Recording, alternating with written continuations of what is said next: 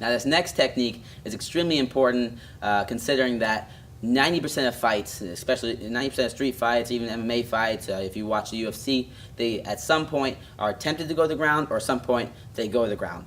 And right now you've learned some striking, learned your jab, your cross, your uppercuts, you learned where to hit somebody, you're becoming a professional striker, and that's great, you know. But if you can't defend a takedown, somebody takes you down, now you're in trouble. Now you're in their world. So we want to learn how to stop takedowns so we can keep it on standing, sort of like a Chuck Liddell. If you ever seen Chuck Liddell, UFC Hall of Famer, he was a really good wrestler.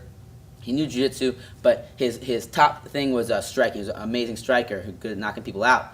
But what he's even better at is making it so people couldn't take him down by sprawling, all right? It's called sprawl and brawl. It's a technique. So we want to learn how to sprawl so we can, punch, keep our hands up, good striking, and eventually knock somebody out. Or just, it's also on top of that a really good workout for your hamstrings, your lower back. It'll help prevent lower back pains and strengthen the whole back side of your body. So normally somebody, when they try to take you down, Angela's going to do a basic kind of thing. She just tries to attack my legs, right? So when they grab your legs, she grabs my legs, boom, we grab our legs. We want to get our legs back, so that's why we use our sprawl, okay? I'm going to demonstrate. She goes to attack me now. She's pushing forward. I want to kick my legs back, put all my weight on her, and sprawl, blah, and it's going to flatten her out. See how she flattens out now? She's dead, all right? I keep my hips back. I push back, and I circle, all right? So I'm going to demonstrate without Angela, so I don't have to beat her up that bad. But the sprawl is somebody attacking my legs. They're attacking me, so I want to get my hips back, and they're under me, so I want to drop down like an avalanche on top of them, flatten them out, and I can push away, get up, or if I want to go to my jiu-jitsu game or wrestling game, I can get on top of them. Yeah, we're going to learn that later. So the sprawl, I put my hands where my feet were, my hips go to the ground, because I'm trying to get my hips away from them, my chest stays up. So it's going to look like this. Hands where my feet were, my feet are there, my hands are going right there. My hips are laying flat to the ground, my chest is up, I'm looking up, and my feet are laces down. That meaning I don't want to drive my feet into the ground, like so, and keep my hips down, because if they push into me, my feet are going to act like planting, and it's going to allow them to get back under me. I want to have my laces down, so if they push, I slide. Okay, so we sprawl with laces down, all right? Hips to the ground, hands where your feet were. So my feet are here. When I sprawl, Angela comes to attack my legs. Let's say she came to attack my legs. I'm gonna get my hands back. I'm gonna go. She's underneath me. I'm gonna sprawl on top of her like an avalanche. 1, 2, 3, and my hips are on the ground. Heads up, chest up, and from here, this is our sprawl. We flatten the person out, and now you can work our game from there. So let's do it one more time, Angela. And Angela, I want to do it again here. So she's gonna attack me, right? Boom. She goes. Oh, I sprawl back. Boom. Put my finger, and I sprawl her out. All right. And I push back, circle, and I'm off. Now the biggest thing I see 90% of people mess up this mistake right here.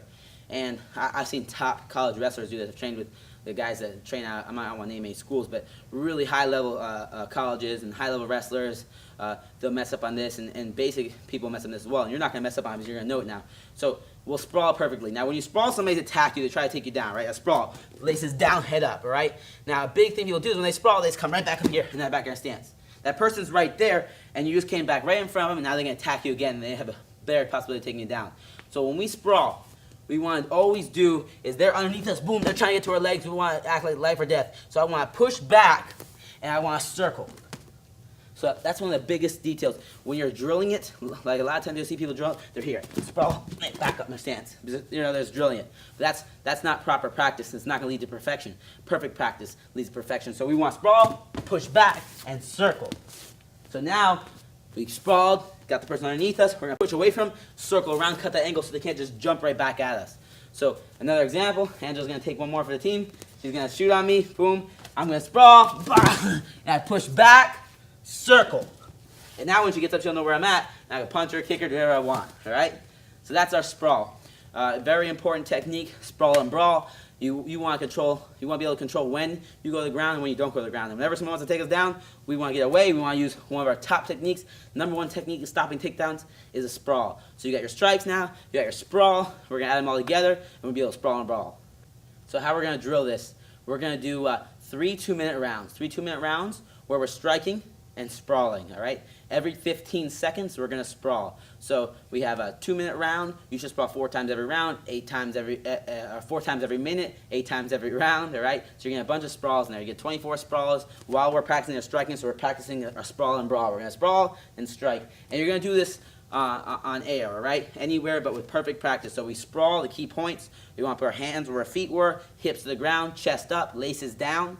We're going to push back and circle. And Angela's going to demonstrate. So she's going to be in her striking stance. Okay? Good. She's striking. She has a jab, cross, 15 seconds are coming up. And now uppercut. And now she's going to sprawl. So she's going to sprawl. Good. Hands or feet are chest up, push back, and circle around. Okay? You want to push back. She's going to do again. She's going to demonstrate right here. Good. Face the camera. She's going to sprawl. Right here. Now she's going to push back on her knees, go on her knees, push back on her knees. Good. Now she's going to circle around. Good. And circle, circle, circle. So you're going to do that every 15 seconds. We're putting everything together now. We have our strikes now. We're mixing up our jab, our cross, our uppercuts, our hooks. We're putting our combinations together.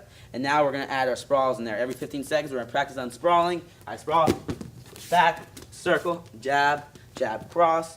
And again, it's at your own pace. As you get more fluid with it, you build that myelin, you're going to go faster and faster until you go harder and harder. All right? There's a perfect drill for this exercise, sprawling and brawling, practicing on your sprawl.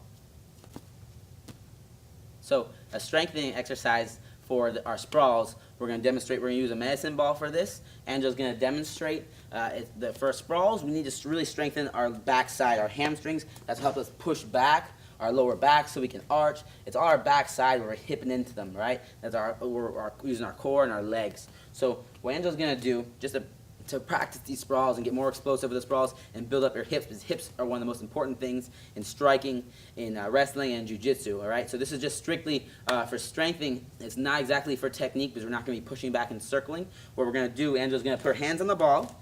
We're going to kick back, sag our hips, okay? From here, we're going to jump our feet up by the ball with at the same motion, up and slam. Good. Catch it, sprawl, up, slam, okay?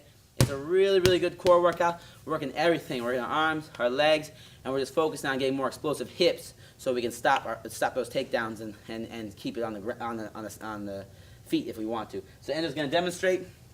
She's going to put her she's going to sprawl back, hips to the ground. Good. Oh, it's good. She's good. Do it again. She'll do it again. She's going to sprawl back, hips to the ground. She's going to jump her feet up, grab the ball, pick it up, and slam. Good. Catch it, and she's doing it again. Back up. Boom. Good. And she's going to do 20 of these. Well, she's not going to do 20 now. You're going to do 20 of these. And you get 20 of these with a 1-minute break, right? You want to do about 5 rounds. If 5 is a little bit too much, start at 2, work to 3, but eventually you want to get to 5 rounds where you can pump these out really quick in about 50 seconds to under a minute. And then you get a minute break, you're going to do it again. So we get that interval training going, and we strengthen up that whole backside of our body, get that core working, and we get explosive hips so we can, we can get harder punches, faster punches, stronger punches.